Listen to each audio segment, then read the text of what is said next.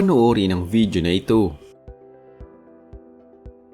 Makikitang tila walang alam ang atletang ito mula sa China sa mga sumunod na nangyari.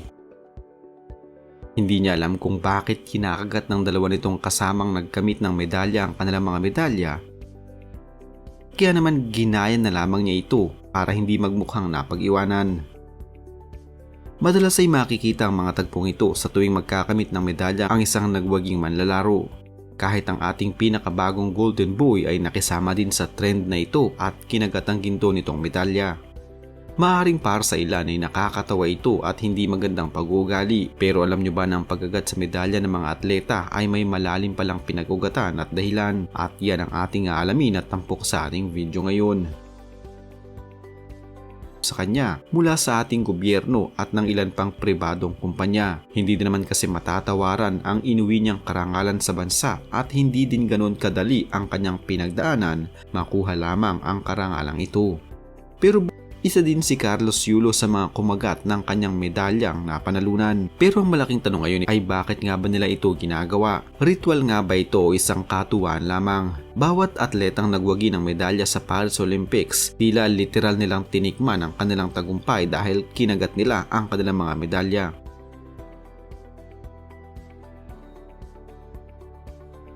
Ang gintong medalya sa isang palaro ay may tuturing na simbolo ng maraming taon ng pagsasanay, dedikasyon at sakripisyo. Upang maintindihan natin ito, dapat ay maglakbay tayo sa nakaraan kung saan nangyari ang pinakaunang Olympic Games sa mundo.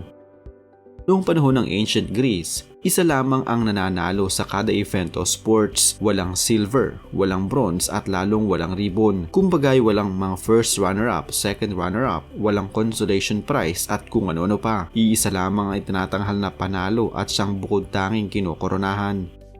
At ang gantimpala noon sa pinakakampiyon ay hindi isang gintong medalya o korona, kundi isang olive wreath.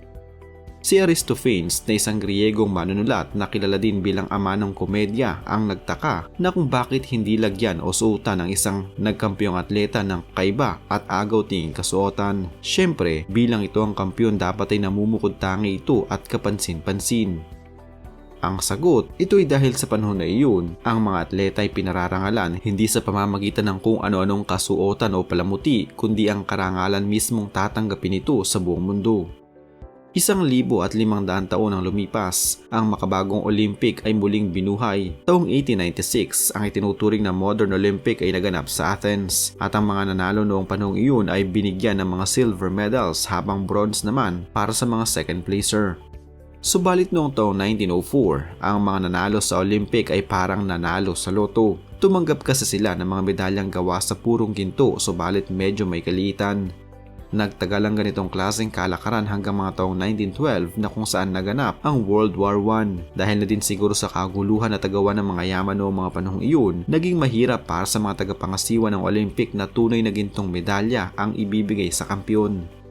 Ang mga medalya sa kasalukuyang panahon ay base sa standard ng International Olympic Committee o IOC mula sa laki, kapal, lapad hanggang sa kung gaanong kadaming ginto, pilak o lata ang maaari lamang gamitin sa mga medalya. Subalit sa dinami-rami ng mga bersyon at itsura ng mga medalya sa paglipas ng taon, wala ni isa sa mga ito ang gawa sa matamis na candy o tsokolate. Kaya bakit nga ba kinakagat ng mga atleta ang kanilang mga medalya at tila tinitikman nila ito? Ito ay dahil na din sa ang isang medalya ay walang katumbas na halaga na napakahirap na makakuha ng kahit isa lamang nito. Sa katunayan, nasa approximately 10,000 people ang nanalo na ng gintong medalya sa buong mundo mula nang magsimula ang Olympics at magbigay ng medalya sa mga nanalong atleta.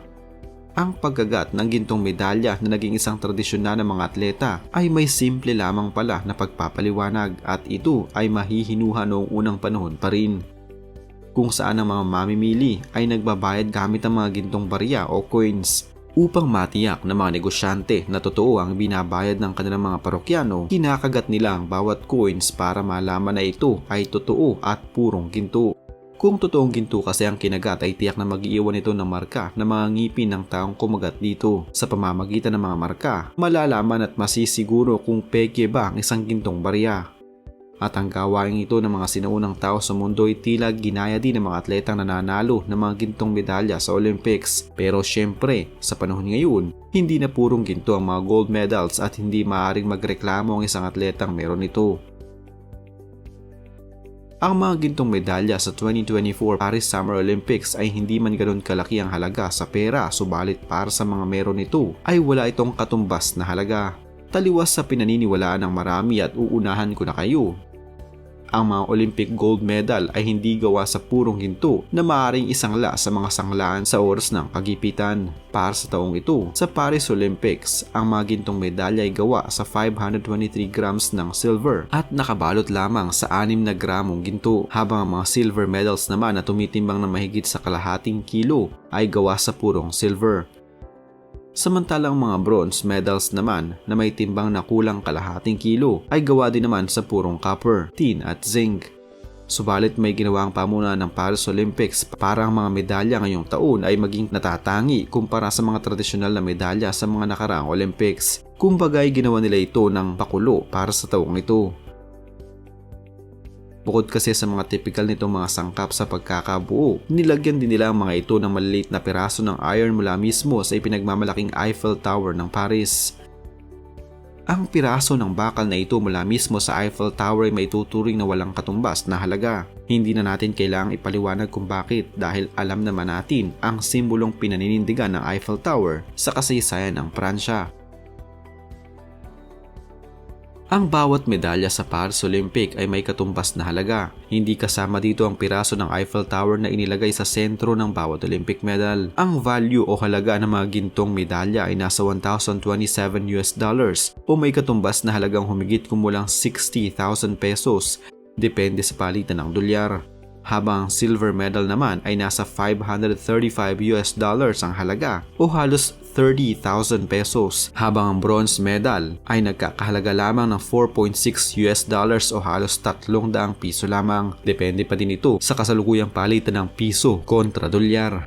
Ito ang mga presyo ng mga medalya para sa palarong ito ngayong taon, pero ayon sa ilang mga eksperto, ang mga medalyang ito na may ganitong mga presyo sa kasalukuyan ay maaaring magmahal habang lumilipas ang panahon. Ayon sa pagtatansya, para sa darating na 2028 Los Angeles Olympics, ang gold medal mula sa Paris Olympic ay aabot ang presyo ng $1,136, habang ang silver medal naman ay magiging $579 at ang bronze ay magkakaroon na ng halaga na $5.2.